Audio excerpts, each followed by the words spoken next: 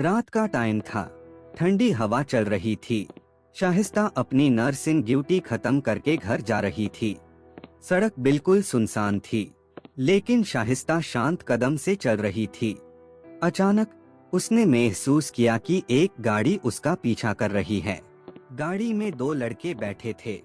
शाहिस्ता का दिल जोर जोर से धड़कने लगा, पर उसने खुद पर कंट्रोल रखा। तभी उसकी नजर पुलिस ऑफिसर अली पर पड़ी, जो अपनी रूटीन पेट्रोल पर था। अली ने गाड़ी को देखा और ट्यूरेंट मशकूक समझकर रुकने का सिग्नल दिया। लड़के अली को देख के घबरा गए और गाड़ी भगाकर भागने लगे।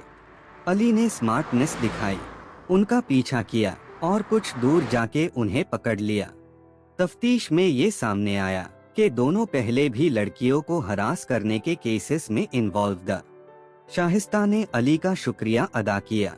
अली ने मुस्कुराकर कहा, ये तो हमारी ड्यूटी है, पब्लिक की प्रोटेक्शन।